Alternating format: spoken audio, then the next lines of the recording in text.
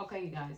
So this is part two, where I do talk about forced marriage in other parts of the world. Okay. Now, now that we've established that marriage is not necessarily based upon free will, although it should, but in most cases it's not. There are various parts of the world where marriage is going to be forced in a literal sense, where there is going to be some form of arrangement where little girls, mostly in most cases, it's little girls, they have not come of age to marry, and they are going to have someone that's going to choose them, or the family is going to choose someone, whether it's for economical purposes, whether it's for social statuses, whether it's for um, whether it's for solving a conflict, whether it's for some form of interest of both families, is going to be taken upon that little girl. Okay, so that is very abusive in the sense that, first of all, this little girl is being robbed of her chance of choosing or of ever falling in love, because she has been destined to someone to marry her at some point when she grows up. Okay. And yes, obviously there are a lot of psychological damages when those kinds of forced marriages happen, because first of all, it's against her will. She doesn't even know the person she is marrying. And I feel that a lot of times when we do um, interview couples where there has been this arranged marriage or this forced marriage, oftentimes, I hear women saying, I've learned to love him. I've learned to love my husband. And, what I hear behind it is I've learned to tolerate him. Not necessarily to love him, but to tolerate his ass. Literally. Okay? Does not mean that the woman herself is fulfilled, does not mean that she is happy in her marriage. None of that. It just means that she learned to tolerate his ass. Okay? Now, one other form of marriage, forced marriage, I do want to talk about. Um, it's not forced, but it has become a form of of hustle. Okay, this is ongoing in especially African countries, I will say, and it's a form of energy harvest. It's a form of hustle. Okay, that form of forced marriage is not even forced. Okay, I will lay out the foundation of how that hustle happens.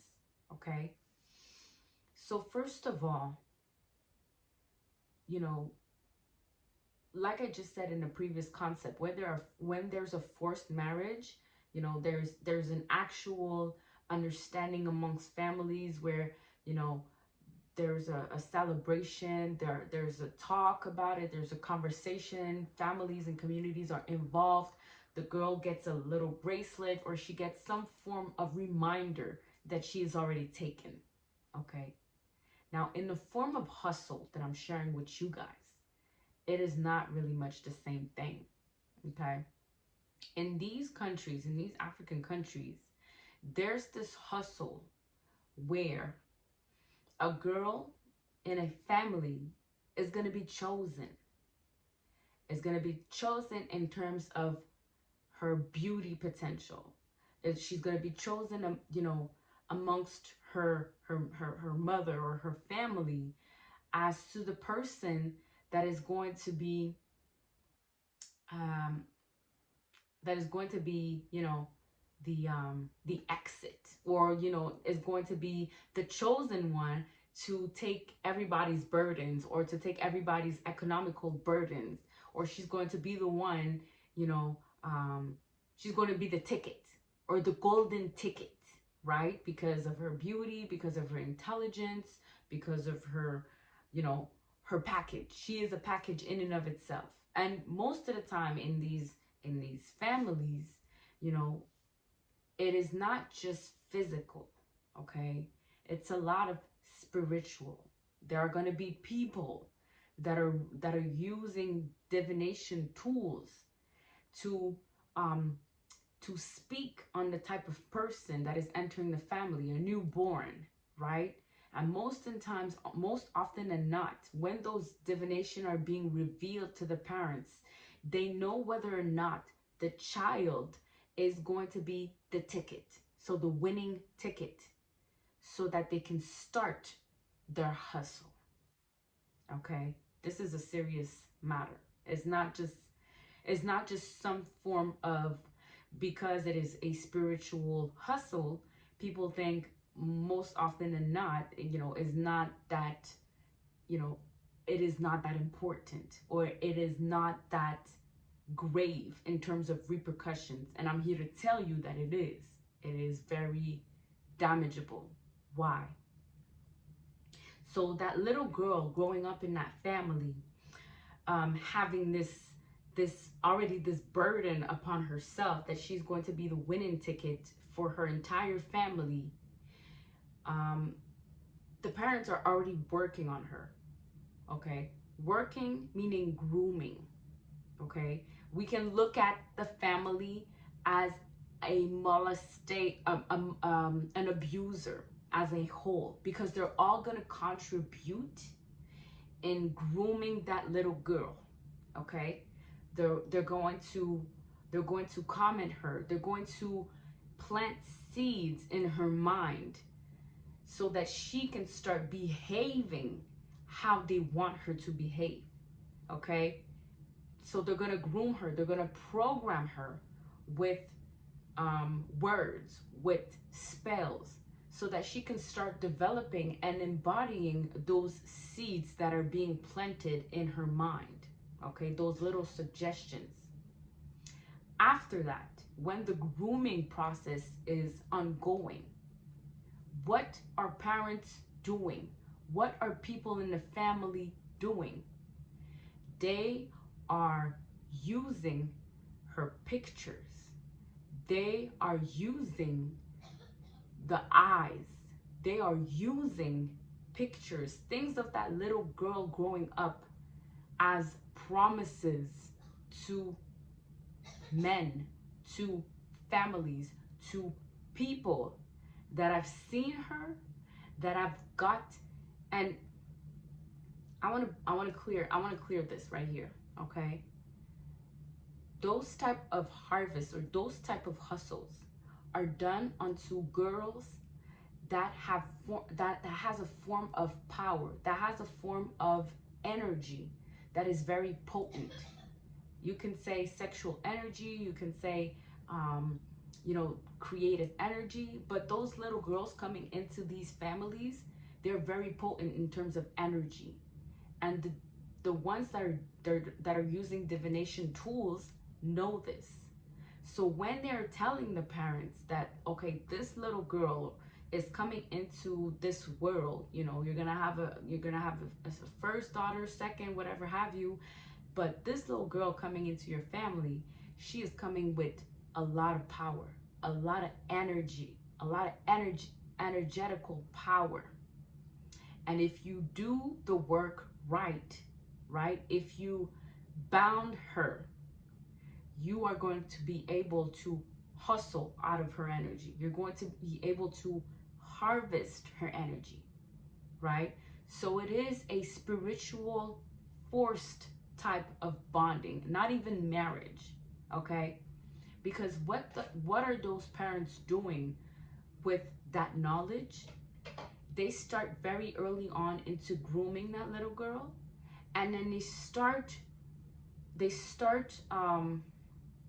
prospecting in their environment on the type of men that are successful, men that are in families, men that are of social statuses, men that are of economical statuses, that are well known, whatever have you, and they start promising, they start giving promises to these types of families, to these types of men, of this girl that they're gonna marry.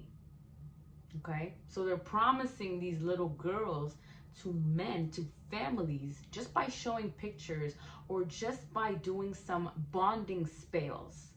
They're gonna want to tie down that man or that family to that little girl.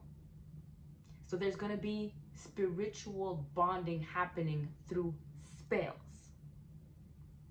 And when that happens, what do you think unfolds? Because the spell has been created, there is a bond between that little girl and that other person. Because there has been a promise. There has been some form of spiritual bondage between the two, unknowingly to that little girl. And what happened next is the parents of that little girl start getting all types of gifts, money, special permissions, allowances from the family or from the man, right? Unknowingly to the little girl. So the girl grows up, right? Thinking that, you know, she has free will of marrying whoever. But because she's been groomed, she's been having those little grains sowed onto her mind. She grew up with some form of unconscious knowledge that she will meet an ideal man that's gonna bring her so many gifts, so many things, whether he's abusive or not. That's just out of the question. Like that's not even in you know, it's not even questioned, right? It's how can the family feed off of that other family or that other man of interest. And most oftentimes than not, because in those families, the little girl growing up has gone through a form of trauma bonding when she was younger, it is easier for her to be manipulated into later on fulfilling the promises of the parent. I'll say that again. Most often than not, in those families, those little girls have some form of trauma, usually sexual trauma in her early days. When growing up, she is more manipulable to these types of bonding, to these types of marriage. So she thinks, you know, in her mind, she met the guy, the dude that is so good looking, that is, you know, overshowering her with gifts, you know, and the dude is just, you know, showing her the world and traveling, and, you know, she's traveling and touring the world with this dude. But it has been a promise. It was something that was arranged already, unbeknown to her, right? Now, that is a form of forced marriage.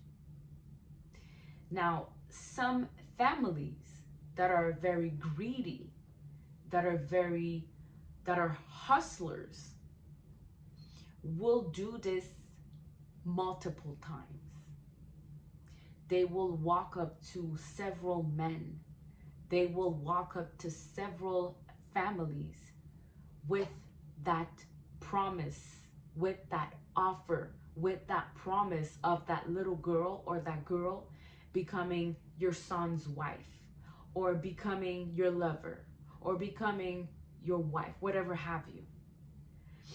And so these types of bonding, or these types of forced bondages, becomes burdens on the little girl, whether known consciously and unconsciously. And what I mean by that is this, okay? So whether the girl, she grows up, she's not married, but because it has been a spiritual bondage in which her parent promised her to several people, and those people were giving allowances, were giving gifts to those parents. It's like they've done the exchange illegally because the little girl was not, like, she was not aware that this was a form of harvest that was happening on her behalf. She did not know, right? So she grows up with, you know, with thinking that she has free will to marry someone, but her love life is not very much, is not lifting up. She's not really finding a man that wants to really be with her. She oftentimes, often more than not, has heartbroken, like she has heartbreaks, but she cannot explain where it is stemming from. It is stemming from her parents have done several promises to men, have put her into bondage with several men, many men. And those spiritual bondages are still plugged into her energetic field. So she's walking around carrying burdens of her parents promising her to many men. And she's holding on to those cords in her energetic field. Because whether we want to believe it or not, energy is everything. We think that because we live in a world where we process everything with our eyes, so everything is just on the 3D level where everything is processed with our eyes and everything needs to be touched and felt with our hands. And I'm here to tell you, it is not true. I'm going to pause it here and I'll continue in part 3.